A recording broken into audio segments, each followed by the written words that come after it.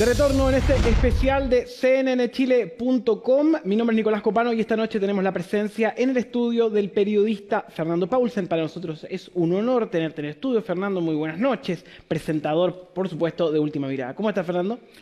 Muy bien, muchas gracias. Oye, vamos a leer lo que acabamos de ver, el documental del Sí. Tú tienes una historia vinculante con la franja que hay que partir desde Teleanálisis.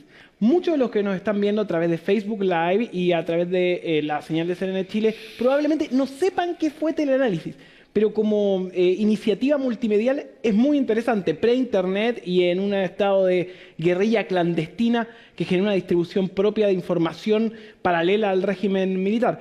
Partamos con eso, si nos podéis contar un poco. A ver, Teleanálisis nace cuando dos personas, Dragomir Jankovic y Jorge Leiva, llegan a la revista Análisis a sugerir que por qué no grabábamos la entrevista central que se llamaba Conversando con, la entrevista central de las personas.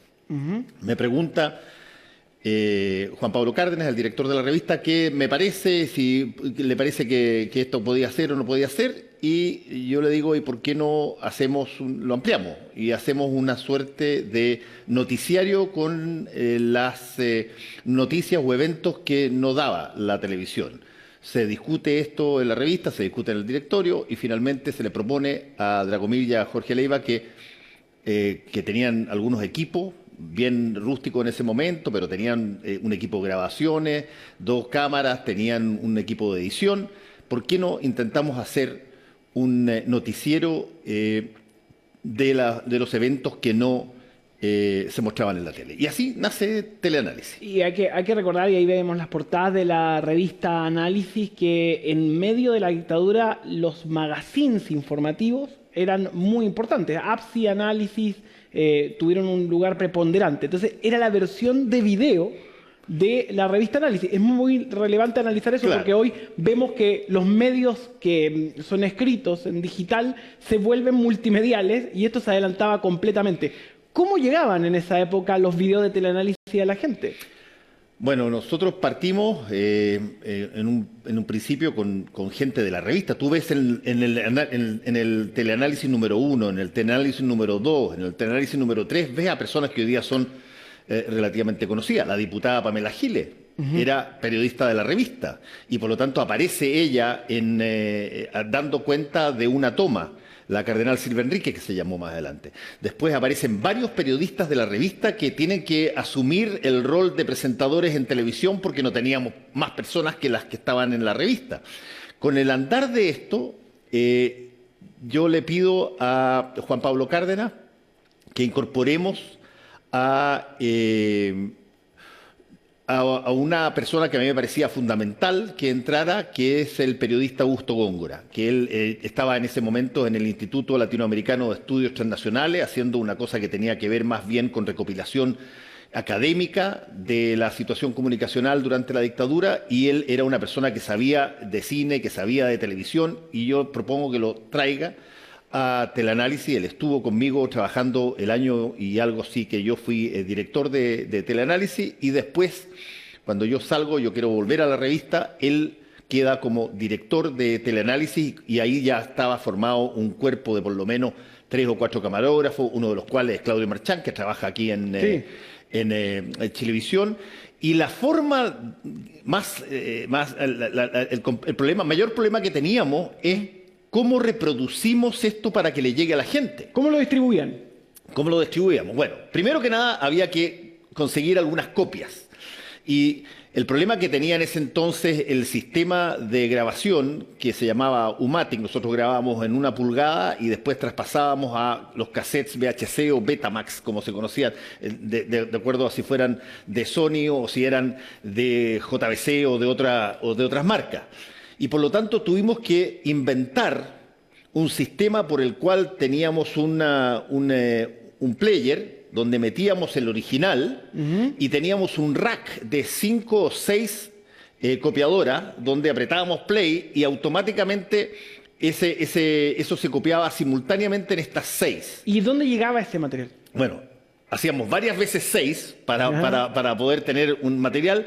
y creamos un sistema de distribución que estuvo basado en dos, hoy día se puede decir ya abiertamente, eso estuvo en dos grandes centros. Uno eran los sindicatos, confederaciones, gremios, y otro muy importante fue la Iglesia Católica. La Iglesia Católica a través de determinados sacerdotes, no toda la conferencia episcopal, no, pero a través de determinados sacerdotes, de determinados obispos, ellos recibían estas cassettes y se encargaban de repartirlas y mostrarlas. Ellas hacían la exhibición de cada una de estas, porque era mensual, a la feligresía, a la gente de las ciudades, de los pueblos, de las distintas zonas del país, y así, en términos muy mecánicos, se distribuía la información. Fernando, bueno, de ahí caes en la franja del no por tu trabajo en teleanálisis. ¿Cómo se da ese puente? A ver, a mí me va, en un momento dado, cuando faltaban, acuérdate que son 27 días de franja y faltaban más o menos como 15 días un poquito más, 20 días para partir la franja, y a mí me llama por teléfono Juan Gabriel Valdés, ex ministro de Relaciones Exteriores, ex embajador en Washington, y me dice: tenemos un problema y quisiéramos saber si nos puedes ayudar. Me recibe con Patricio Silva Echeñique, que hoy día está fallecido, demócrata cristiano, Juan Gabriel era socialista, y me dice: mira, tenemos un problema en la franja, hay una sección que nosotros creemos que es súper importante, que se llama Noticias, y que quienes la están liderando no creo que den el ancho, y queremos saber si que tú te podrías hacer cargo de noticias. Y ahí te comienzas a hacer cargo de Noticias, que lo podemos ver también. Claro, que era una sección que duraba más o menos, qué sé yo, 4 minutos, 3 minutos, y que cambiaba en cada una de las cosas, y era dar cuenta de hechos noticiosos que pasaban en torno a la campaña. Y a ti te tocaba ver también la franja del sí y el no. Entonces, por eso te traemos acá para tu opinión con el tiempo de la franja del sí, en qué fallaron, habiendo trabajado en la franja del no, y lo que comentaban. Bueno, entonces yo parto trabajando en la franja del no. Más adelante le pido a todo el equipo de teleanálisis que sean los que participan en la creación de estas noticias, y me quedo en el comité ejecutivo junto con los directores, Eduardo Tironi, Ignacio Agüero, que eran las personas que manejaban esto, y empezamos a ver la franja del sí. Y en la franja del sí había inmediatamente una constatación absoluta. La franja del sí se construye en su totalidad como un programa típico de televisión, un estudio que se ilumina entero. Cuando vemos El pueblo y usted, el himno de Pinochet, claro, digámoslo, se construye esa en Televisión Nacional, que todo estaba intervenido por los militares. Exactamente, todo en Televisión Nacional, por ejemplo, no existen los matices de luces, de colores, no existen las cosas que le dan calidez a la imagen, porque se hace en un estudio típico abierto donde se prenden todas las luces, y por lo tanto básicamente lo que hay es una representación tal cual como la que se veía en televisión en esa época, y que ya Televisión Nacional tenía un rating bastante bajo justamente porque era programas de televisión que daban cuenta más bien de la dictadura. Entonces tú decides que finalmente la franja del no es la franja de los publicistas y la franja del sí de la televisión de la época. Exactamente. Y al revés del sí, que básicamente se construye en torno a la operación de quienes quisieron participar en eso o fueron obligados a participar en eso en Televisión Nacional, en la franja del no llegan una serie de cineastas que tenían una textura extraordinaria en sus películas, eran tipos que sabían hacer películas en serio, pero, y aquí lo más importante de todo durante buena parte de la dictadura se habían dedicado a hacer publicidad.